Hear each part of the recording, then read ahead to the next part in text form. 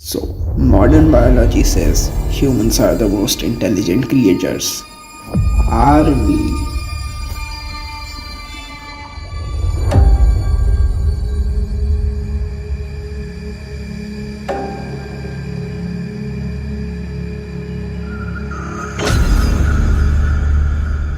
और कभी कभी हम हमारी इस इंटेलिजेंस को सेटिस्फाई करने में कुछ ऐसी चीज़ें कर देते हैं जो ह्यूमैनिटी को क्वेश्चन कर देती कि हम एग्जिस्ट क्यों करते हैं।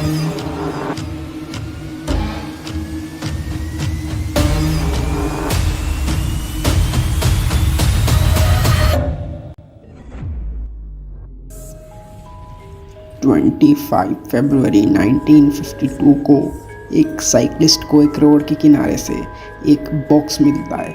उस बॉक्स के अंदर एक बच्चा होता है, लेकिन वो बच्चा मरा हुआ होता है।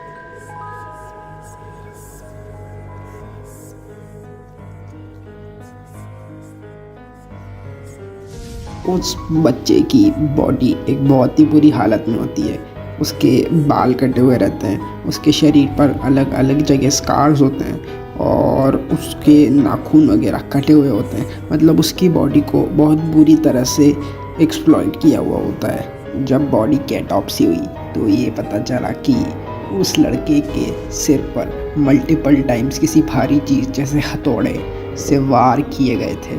उसके ब्रेन को अंदर से पूरी तरह से डैमेज कर दिया गया था और उसके सिर को कई बार किसी भारी चीज़ पर पटका गया था। इससे काफ़ी एविडेंट होता है कि जिसने भी उसे मारा था वो एक साइको ही था।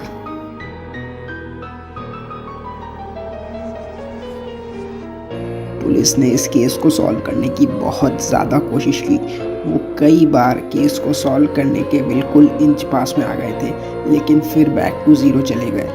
70 साल बाद ये केस आज भी अमेरिका की सबसे बड़ी मिस्ट्रीज में आता है। एक पॉपुलर थ्योरी ये है कि एक लेडी जिसका नाम एम था, उसने पुलिस से कांटेक्ट किया था कि शायद वो उस बच्चे को जानती है। उसने बताया कि उसकी माँ ने एक ऐसे ही बच्चे को खरीदा था उसके माता पिता से, और वो घर के छोटे मोटे काम करता था जैसे खाना बनाना या फिर दूध अंडे ले आना। That possibly explains why he was malnourished. उस एम नाम की लड़की ने पुलिस को ये बताया कि एक दिन उसके घर में बीन्स बने थे और उस लड़के ने बीन्स खाने के बाद वो स्पिल कर दिए थे। पुलिस को भी अपनी इन्वेस्टिगेशन में वो लड़के के पेट में से बीन्स के रिमेन्स मिले थे। सेकेंडली, उस लड़की ने बताया कि बीन्स खाने के बाद उस लड़के ने सारे बीन्स वॉमिट कर दिए थे और गंदगी से गुस्सा होकर उसकी माँ ने उस लड़के के सिर पर मल्टीपल टाइम्स हथौड़े से वार किया था और एक बार उसका सर दीवार में दे मारा था, which possibly explains why he had head injuries. Thirdly, the woman informed कि मारने के बाद वो लड़का सबकॉन्शियस हो गया था और उसकी माँ ने उस बच्चे को नहलाया था। एंड पुलिस को भी अपनी इन्वेस्टिगेशन में उस लड़के की फिंगर्स ओवर मॉइस्चराइज मिली थी।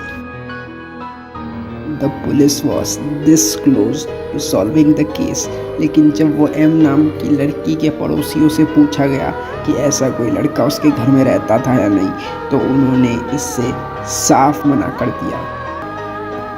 एंड अगेन पुलिस पूरी तरह से पजल्ड हो गई और ये केस आज भी अनसॉल्व्ड है। एक थ्योरी ये भी पुट फॉरवर्ड की जा सकती है कि उस लड़के को किसी डिमोनिक कल्ट या फिर किसी रिलीजियस ग्रुप ने बलि के रूप में यूज़ किया हो, पर इसका कोई परफेक्ट एविडेंस नहीं मौजूद है।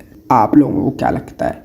Was it a psycho killer, a cult और something out of this world?